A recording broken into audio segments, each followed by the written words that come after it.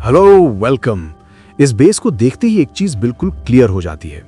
ये एक symmetrical ring style base है और ऑनेस्टली ये बेस बनाया ही गया है ट्रूप मूवमेंट कंट्रोल और टाइम डिले के लिए। मतलब अगर बिना सोचे समझे घुस गए ना तो बेस धीरे धीरे अटैक का रिदम तोड़ देता है। सबसे पहले नजर जाती है उस कॉम्पैक्ट कोर कंपार्टमेंट पर जो काफी हेविली प्रोटेक्टेड है। यहाँ डायरेक्ट एंट्री बैड आइडिया। बिना प्लानिंग के यहाँ घुसना मतलब ट्रबल इनवाइट करना। इसलिए यहाँ जंप स्पेल या फिर सीज का प्रॉपर कैलकुलेटेड यूज बहुत जरूरी हो जाता है। अब बात करें इस बेस के सबसे डेंजरस जोन की, monolith plus clan castle compartment. ये वो जगह है जिसे अगर लेट टैकल किया ना तो गेम हाथ से निकल सकता है।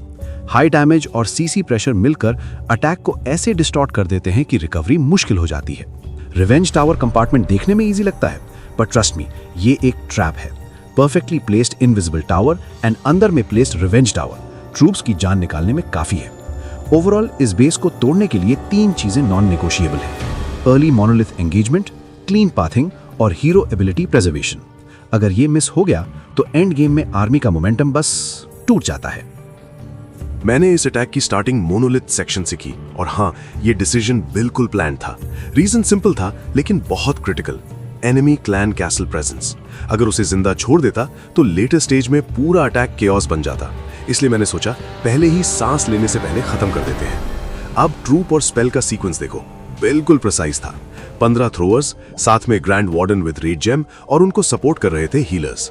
थोड़ा सा टाइम और स्पेस लेने के लिए मैंने एक टोटम स्पेल ड्रॉप की, सिर्फ इतना कि डिफेंसेस बिजी हो जाए और मेरी आर्मी थोड़ा सा ब्रीथ करे, रीग्रुप करे, फिर आगे बढ़े। सच बोलूं तो इस पूरे अटैक की सोल ग्रैंड वार्डन है। इस वाइस को जिंदा रखना ही पड़ेगा, नो कॉम्प्रोमाइज, बिल्कुल भी नहीं। इसीलिए मैंने एक रिवाइव स्पेल कैरी किया, बैकअप प्लान, अगर किस्मत ने कोई उल्टा खेल खेल दिया तो।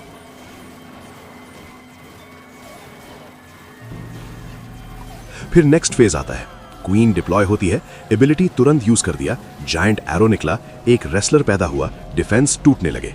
उसके बाद किंग आता है, उसकी एबिलिटी होल्ड पे, और फिर लॉग लॉन्चर। वॉल्स टूट गए, आर्मी के लिए क्लियर पाथ बने, वो कंपार्टमेंट देखते देखते टूटने लगे, बिखरने लगे। किंग अंदर घुसे, तुरंत एबिलिटी यूज किया, जोरदार भूकंप आए, सब कुछ पल भर में बिखर गया। रिवेंज टावर कंपार्टमेंट के लिए मैंने रॉयल चैंपियन भेजी, अर्ली एबिलिटी एक्टिवेट की, उसका स्पेशल पेट ट्रिगर हुआ, temporary invisibility, and this most gentle and elegant lady just turned into a fierce bad girl. बिल्कुल कोलैप्स के एज पे मैंने एक और टोटम स्पेल ड्रॉप की, डैमेज सोक हो गया, प्रेशर रिलीज हुआ, चैंपियन बची और निकलते निकलते इंपॉर्टेंट डिफेंसेस भी गिरा गई। टोटम डालते ही मेरी आर्मी एकदम सही टाइम पर अंदर घुसी। रॉयल चैंपियन मोगैम्बो की तरह खुश हुई, मन ही मन बोल उठी, इतनी खुशी मुझे आज। मेन आर्मी बोल उठी, किरिस का सुनने का गाना, किरिस का। आसमान से कोई बोल उठा, दिल ना दिया, दिल ना लिया, बोलो ना बोलो क्या किया। सब कुछ क्लियर हो गया, बाकी था लास्ट कॉर्नर। सॉफ्ट था, फ्रेजाइल था, बिल्कुल वीक था। इनविंसिबल आर्मी एक और टोटम के सपोर्ट में बिना किसी रेजिस्टेंस के वॉक थ्रू कर गई। ये लक नहीं था, ये था spell discipline, perfect troop deployment और right decision at the right time. इसलिए ये अटैक सिर्फ जीता नहीं, ये एनिमी के लिए डेवास्टेटिंग साबित हुआ।